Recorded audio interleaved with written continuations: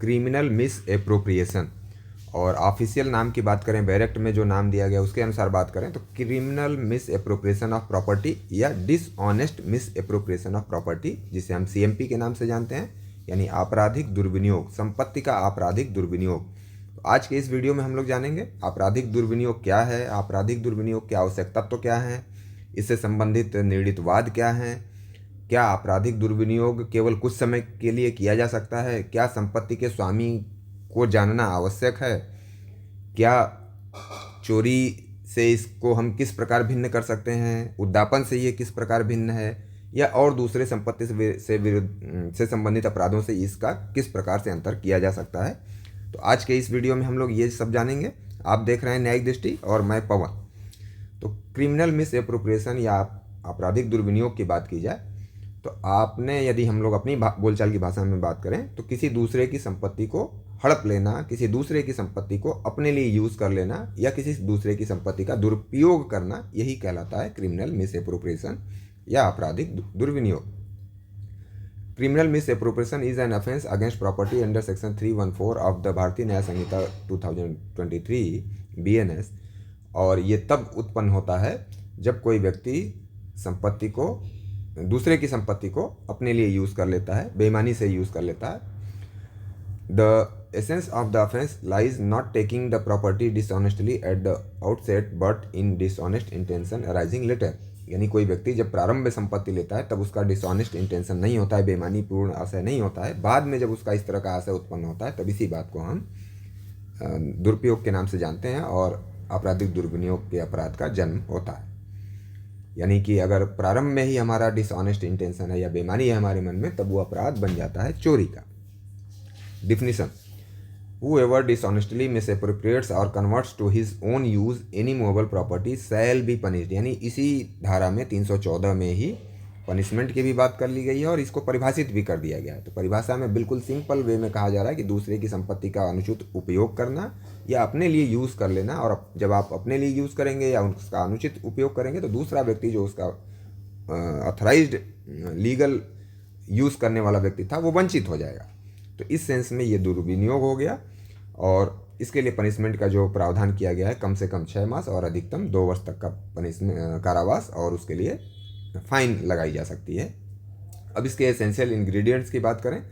तो to constitute offence under section 314 the following essential ingredients must be proved, यानी निम्नलिखित जो इसके आवश्यक तत्व हैं इनको आपको साबित करना पड़ेगा, अभियोजन साबित करेगा, तभी अभियुक्त को मिस एप्रोप्रिएशन के लिए दंडित किया जा सकता है। तो सबसे पहले सब्जेक्ट मैटर कैसा होगा, तो सब्जेक्ट मैटर मूवेबल प्रॉपर्टी होनी चाहिए,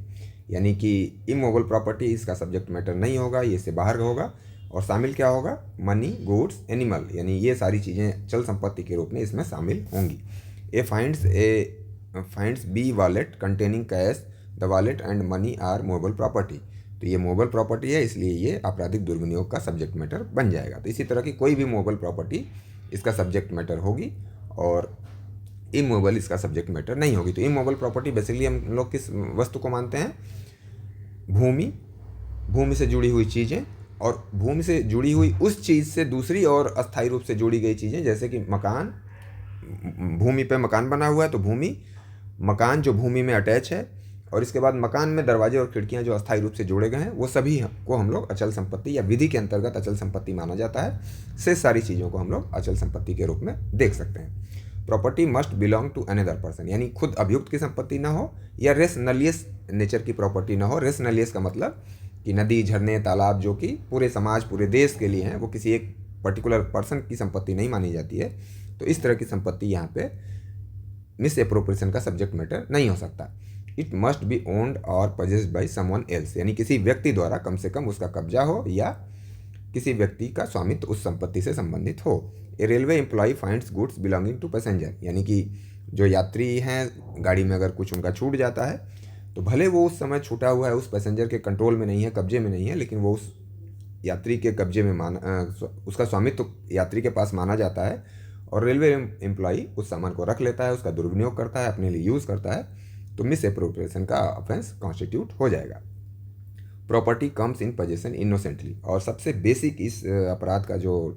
तत्व है वो निर्दोष तरीके से संपत्ति अभियुक्त के कब्जे में आनी चाहिए। A takes property belonging to Z out of Z position, यानी जेड के कब्जे से ए संपत्ति ले रहा है। कैसे ले रहा है कि सद्भावपूर्वक ये विश्वास करते हुए कि ये उसी की संपत्ति है। ये इसका उदाहरण क्या हो सकता है कि आप स्कूल कॉलेज में पढ़ते हैं या आप कहीं भी अपने जॉब में हैं, सर्विस में हैं, और आप अपने इंस्टीट्यूट में, अपने संस्थान में जाते हैं। वहाँ पे सभी एम्प्लॉयज़ के लिए, सभी स्टूडेंट्स के लिए एक ही जैसा बैग है, एक ही जैसा लंच बॉक्स है या बॉटल है,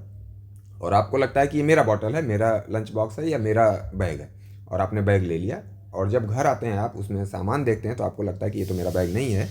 आपके कुलीग का है, आपके क्लासमेट का है, लेकिन आपको लगता है कि इसमें नोट्स बहुत अच्छे अच्छे हैं, इसमें और दूसरे वैल्यूएबल थिंग्स हैं, और आपका मन बदल जाता है, आपके मन में बेईमानी आ जाती है और आप उसे अपने लिए रखना चाहते हैं, यूज़ करना चाहते हैं। तो ये हो जाएगा क्रिमिनल मिस एप्रोप्रिएशन। यानी कि जब आपने लिया था तब आपका माइंडसेट अच्छा था, आप गुड फेथ में ले रहे थे, लेकिन बाद में आपका मन बदल जाता है, इसलिए यानी निर्दोष तरीके से संपत्ति आपके पास आई और बाद में आपने उसे मिस एप्रोप्रिएट किया, तो ये क्रिमिनल मिस एप्रोप्रिएशन का ऑफेंस कॉन्स्टिट्यूट हो जाएगा। डिसऑनेस्ट मिस एप्रोप्रिएशन और conversion for his own use, the accused must dishonestly misappropriate और convert to property to his own use, यानी कि इसमें बेईमानी का तत्व होना चाहिए। यदि बेईमानी नहीं है, केवल आपकी लापरवाही वगैरह होगी, तब ये ऑफेंस कॉन्स्टिट्यूट नहीं होगा। जैसे आप रोड पे कोई सामान पाते हैं और उस सामान को आप रोड से उठा करके अपने घर के सामने रख देते हैं, जिसका होगा वो ले जाएगा, लेकिन आपके मन में कोई इस तरह की भावना नहीं है, तो केवल सामान को रोक लेना या अपने पास रख लेना ये इस ऑफेंस को कॉन्स्टिट्यूट नहीं करेगा। और इसके बाद ये जो दो टर्म्स यूज हुए हैं, इनका क्या मतलब है? तो miss appropriation means using the property for a purpose other than that for which it was intended, यानी कि दुरुपयोग, जो उचित तरीका था उसका यूज़ करने का, उसके अलावा दूसरे तरीके से आपने अनुचित तरीके से यूज किया, यानी आपने दुरुपयोग किया। Conversion means dealing with the property as if it were owns one's own, यानी अपनी संपत्ति के रूप में यूज़ करना। तो अपनी संपत्ति के रूप में आपने यूज़ कर लिया तो दूसरा व्यक्ति उससे कहीं ना कहीं वंचित होगा। तो इस रूप में ये बात कही जा रही है कि एक तो आपका आशय गलत हो और इसके बाद आप उसका दुरुपयोग करें या अपने लिए यूज़ करें। A and B being joint owners of horse, यानी एक घोड़े के ए और बी दो संयुक्त स्वामी हैं और ए और बी दोनों को उस घोड़े को यूज़ करने का, उससे कहीं आने जाने का अधिकार प्राप्त है, लेकिन ए उस घोड़े को ले जाता है और उस घोड़े को बेच देता है और पैसा पूरा अपने लिए रख लेता है, तो ये उसका दुरुपयोग हो जाएगा। अब इसके बाद नेक्स्ट इसमें इंग्रेडिएंट्स की अगर हम लोग बात करें तो इंग्रेडिएंट्स तो फुलफिल हो गए। अगर ऊपर वाले 4 इंग्रेडिएंट्स फुलफिल हो गए तो ऑफेंस कॉन्स्टिट्यूट हो गया, लेकिन उसके एक्सप्लेनेशन के रूप में एक दो बातें और कही जा रही हैं, तो उन्हें आप इंग्रेडिएंट्स के भी रूप में भी देख सकते हैं और अलग से एक्सप्लेनेशन के रूप में देख सकते हैं कि जिस मिस एप्रोप्रिएशन की बात की जा रही है, क्या उसका किसी निश्चित समय तक दुरुपयोग होना चाहिए या कुछ समय के लिए भी आपने दुरुपयोग किया तो मान लिया जाएगा कि मिस एप्रोप्रिएशन का ऑफेंस कॉन्स्टिट्यूट हो गया। तो वही बात यहाँ पे कही जा रही है कि ड्यूरेशन जो है वो इररिलेवेंट है, वो महत्वपूर्ण नहीं है। चाहे आपने 10 सेकंड के लिए, 10 घंटे के लिए या 10 महीने के लिए या 10 साल के लिए मिस एप्रोप्रिएशन किया तो ऑफेंस कॉन्स्टिट्यूट हो जाएगा। A finds government promissory note belonging to Z, A pledge it with as a security for a loan intending at future time to restore it to Z, यानी Z का एक promissory note है, वचन पत्र है जो ए को मिलता है, और ये सोच करके कि मैं बाद में, अभी मुझे पैसे की ज़रूरत है, इसी को गारंटी रख करके, सिक्योरिटी रख करके पैसा ले लेता हूँ, फिर जेड को वापस कर दूंगा। यानी उसका वापस करने का आशा है, लेकिन कुछ समय के लिए वो उसका दुरुपयोग कर रहा है, इसलिए यहाँ पे सीएमपी या आपराधिक दुर्विनियोग का ऑफेंस कॉन्स्टिट्यूट हो जाएगा। इससे हम लोगों को ये पता चला कि आपका आशय भले वापस करने का हो या आपने कुछ समय के लिए ही दुरुपयोग किया हो, तो भी ये ऑफेंस कॉन्स्टिट्यूट हो जाएगा। Knowledge of ownership of particular person is irrelevant, यानी आपको सामान पाते समय, जब आप सामान पा रहे हैं या ले रहे हैं, जैसा कि मैंने स्कूल के बैग की बात की, रोड से सामान पाने की बात की, तो वहाँ आपको ये जानना आवश्यक नहीं है सामान लेते समय कि ये किसका है या इसका स्वामी कौन है, मालिक कौन है। केवल आपके लिए आवश्यक है कि आपने उचित प्रयास नहीं किया उसे लौटाने के लिए या उचित समय तक प्रयास नहीं किया आपने, तो मान लिया जाएगा कि आपने ये अपराध किया है। ए फाइंड्स वैल्यूएबल रिंग, यानी एक कीमती अंगूठी पाता है, not knowing to whom it belongs, यानी किसकी है ये, किससे संबंधित है आपको पता नहीं है, लेकिन आपने क्या किया, तुरंत उसको बेच दिया और बेच करके उसका पैसा अपने पास रख लिया। ये प्रयास नहीं किया कि ये किसकी है, स्वामी को खोजने का आपने प्रयास नहीं किया। अब मान लीजिए 10 रुपये 5 रुपये का कोई सिक्का नोट आपको मिल जाए, तो अब आप स्वामी को खोजने का बहुत प्रयत्न नहीं करेंगे, लेकिन अब ये वैल्यूएबल रिंग है, यानी कि मान लीजिए ये हीरे की 1 करोड़ रुपए की रिंग हो, तो आपको कम से कम पुलिस स्टेशन जाना चाहिए, किसी प्राधिकारी से संपर्क करना चाहिए, या कोई ना कोई प्रयास आपको करना चाहिए इसके वास्तविक स्वामी तक पहुंचाने के लिए। और ये डिपेंड करता है संपत्ति के नेचर के ऊपर, उसकी वैल्यू के ऊपर, कि आपको कितना प्रयास करना चाहिए और किस समय तक प्रयास करना चाहिए। मान लीजिए पालक है, बर्फ़ का टुकड़ा है, तो उसके लिए आप कोई प्रयास नहीं करेंगे। 10 रुपये का पालक है, आप कहीं पे लेके जाएंगे, जितना प्रयास करेंगे उससे अधिक उसका किराया और आपका समय और सामर्थ्य खर्च हो जाएगा। तो सब कुछ डिपेंड करेगा कि आपको कितना प्रयास और कितने समय तक प्रयास करना चाहिए उस वस्तु के नेचर पे और उसके मूल्य के आधार पे। तो अभी ये मूल्यवान अंगूठी थी, तो आपको थोड़ा प्रयास अवश्य करना चाहिए था, और यहाँ आपने ऐसा प्रयास नहीं किया तो माना जाएगा कि आपने ये अपराध किया। अब इसके लिए पनिशमेंट की क्या व्यवस्था की गई है, तो जैसा ऊपर हम लोगों ने देखा था कि जो सिंपल जो मिस एप्रोप्रिएशन होगा, यानी सबसे जो साधारण दुर्विनियोग होगा, उसके लिए कम से कम 6 मास का कारावास, और इसका विस्तार 2 वर्ष तक किया जा सकता है, प्लस जुर्माना आपको देना होगा। अब इसके बाद miss appropriation of property bye disease person, यानी मृत व्यक्ति के कब्जे में कोई संपत्ति थी और अभी वो दूसरे उसके लीगल एयर्स वगैरह के कब्जे में नहीं आई, इसके पहले ही मृत व्यक्ति के सामान का दुरुपयोग आप कर रहे हैं, तो उसके लिए पनिशमेंट थोड़ा बढ़ जाता है। तो सामान्य व्यक्ति यदि ऐसा दुर्विनियोग करता है तो उसके लिए 3 वर्ष और फाइन है, जुर्माना है। और यदि उस मृत व्यक्ति का कोई क्लर्क था, सर्वेंट था, और उसने दुर्विनियोग किया ऐसा, तो उसका उत्तरदायित्व और बढ़ जाता है और उसके लिए 7 वर्ष तक का कारावास और जुर्माना उसे देना होगा। Important case law on criminal miss appropriation, Ramaswami Nadar versus state of Madras, ये AIR 1958 का सुप्रीम कोर्ट का केस है। The supreme court held that dishonest intention is the core element of criminal misappropriation. Mere retention of property does not amount to misappropriation unless dishonest intention is proved. जैसा मैंने ऊपर ही उदाहरण से आपको कहा था कि केवल संपत्ति पा करके अपने पास रख लेना ही अपने आप में सफिशिएंट नहीं है मिसएप्रोप्रिएशन के ऑफेंस के लिए, जब तक कि आपका डिसऑनेस्ट इंटेंशन प्रूव ना हो कि आपने दुर्भावना से वो सामान अपने पास रखा है या लिया है। इंदर सिंह वर्सेज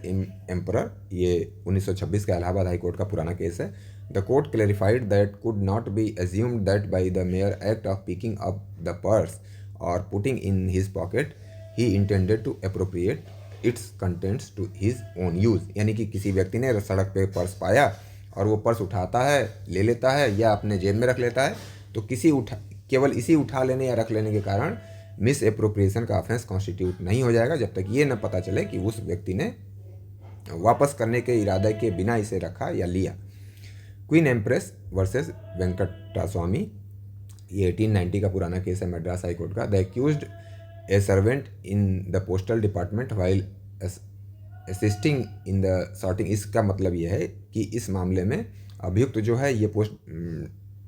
डिपार्टमेंट में एक एम्प्लॉय था और पत्रों की छटाई के समय वो 2 पत्र अलग से रख लेता है कि पोस्टमैन के साथ मैं मिल करके इसका पैसा ले लूँगा। तो यहाँ उसे डिसऑनेस्ट मिस एप्रोप्रिएशन के अटेम्प्ट के लिए दोषी माना गया और थेफ्ट के लिए, थेफ्ट का ऑफेंस कॉन्स्टिट्यूट हो गया था, क्योंकि थेफ्ट में उसने बेईमानी पूर्वक पत्रों को जैसे ही हटाया तो थेफ्ट कंप्लीट हो गई और मिस एप्रोप्रिएशन अभी कंप्लीट नहीं हो पाया था, इसलिए अटेम्प्ट टू मिस एप्रोप्रिएशन के लिए इसे लायबल ठहराया गया। अब इसमें CMP और थेफ्ट में डिफरेंस क्या है, क्योंकि देखने में एक ही जैसा लग रहा है कि संपत्ति ली जा रही है और रख ली जा रही है अपने पास। तो अगर हम प्रोविज़न की बात करें तो प्रोविज़न, चोरी के लिए जो प्रोविज़न है वो धारा 303 है और मिस एप्रोप्रिएशन के लिए धारा 314 है। BNS का ही दोनों पार्ट हैं। नेचर ऑफ पजेशन की बात अगर की जाए तो दुर्विनियोग के लिए जो पजेशन है वो लॉफुल या इनोसेंट हो सकता है। शुरुआती पजेशन की बात हो रही है कि जब आपके कब्जे में संपत्ति आई तो वो या तो विधिक तरीके से भी आ सकता है और निर्दोष तरीके से आपके पास आ सकता है। चोरी में पजेशन जो है वो लेते समय ही बेईमानी पूर्वक आपके पास आता है, बिल्कुल स्टार्टिंग से ही आपके मन में बेईमानी होती है, यानी कब्जा आपके पास आ रहा है बेईमानी से। डिसऑनेस्ट इंटेंशन कब राइज होगा, तो ये दुर्विनियोग के अपराध में बाद में उत्पन्न होता है और चोरी के मामले में ये प्रारंभ से ही वो अस्तित्व में होता है। Consent of owner may be implied और लॉफुल इनिशियली, यानी कि अगर हम प्रारंभ में कब्जे की बात करें, संपत्ति के आने की बात करें, तो जो उसका स्वामी है या जो कब्जेदार व्यक्ति है उसकी सम्मति हो सकती है, चाहे वो सम्मति एक्सप्रेस हो चाहे इम्प्लाइड हो, और वो प्रारंभ में विधिपूर्ण भी हो सकता है। और चोरी के मामले में किसी प्रकार की कोई सम्मति नहीं होती है। चोरी का ऑफेंस कॉन्स्टिट्यूट ही होता है इसी तरह से कि सम्मति के बिना। अब नेक्स्ट इंग्रेडिएंट्स, अगर इसके अंतर की बात की जाए आधार की, तो movement of property, not necessary, necessary, यानी संपत्ति जब तक हटाई नहीं जाएगी चोरी का अपराध कॉन्स्टिट्यूट नहीं होता है। और मिस एप्रोप्रिएशन के लिए हटाया जाना आवश्यक नहीं है। कई बार ऐसा भी हो सकता है कि संपत्ति आपके पास ही हो और आप पहले से आपके पास आई और आपने उसे रख लिया, तो यहाँ पे हटाए जाने की कोई अनिवार्यता नहीं है। Example, finding lost property and keeping it, खोई हुई संपत्ति पा जाता है और अपने पास रख लेता है, ये मिस एप्रोप्रिएशन का उदाहरण है। और stealing A mobile from someone's pocket, यानी किसी की जेब से मोबाइल निकाल लेना, ये चोरी का उदाहरण है। Theft versus criminal miss appropriation, illustration इसके वही जो स्टार्टिंग में हम लोग बात करते आ रहे हैं। If A picks up B's phone from the table intending to steal, यानी चुराने के आशय से बी का मोबाइल बी के टेबल से उठा लेता है, ये चोरी है। और इफ़ ए बारोज बीज फ़ोन, यानी पहले उससे मांगता है किसी काम से फ़ोन करने के लिए या यूज़ करने के लिए और बाद में उसे बेच देता है, तो ये क्रिमिनल मिस एप्रोप्रिएशन है। यानी कि पहले वो लॉफुली ले रहा है और बाद में उसका दुरुपयोग कर रहा है, तो ये CMP का ऑफेंस कॉन्स्टिट्यूट होगा। Criminal miss appropriation is distinguish from theft mainly on the basis of lawful position, यानी वही मेन है कब्जा कैसे आ रहा है आपके पास, and the timing of dishonest intention, और आपका जो इंटेंशन है डिसऑनेस्ट इंटेंशन, बेईमानीपूर्ण आशय जो आपका है वो कब एराइज हुआ था। प्रारंभ में ही एराइज हो गया तो ये चोरी हो जाएगा, बाद में एराइज हो रहा है तो दुर्विनियोग हो जाएगा। While theft involves dishonest taking from the outset, criminal miss appropriation arises when lawful और इनोसेंट पोजीशन इज लेटर, यानी कि चोरी में प्रारंभ से ही आप गलत नीयत से कार्य कर रहे होते हैं और मिस एप्रोप्रिएशन में बाद में ये उत्पन्न होता है, कब्जा सही तरीके से प्राप्त करने के बाद। ये वीडियो अगर आपको अच्छा लगा तो चैनल को आप सब्सक्राइब कर लें ताकि इस तरह के वीडियो आपको मिलते रहें। आप चैनल को लाइक करें, शेयर करें और अपने सुझाव दें कि इसमें और क्या किया जा सकता है, आपको आगे किस तरह का वीडियो चाहिए, इस बारे में भी आप अपना सुझाव दे सकते हैं ताकि हम उस तरह का वीडियो बना करके आपको प्रोवाइड करा सकें। धन्यवाद।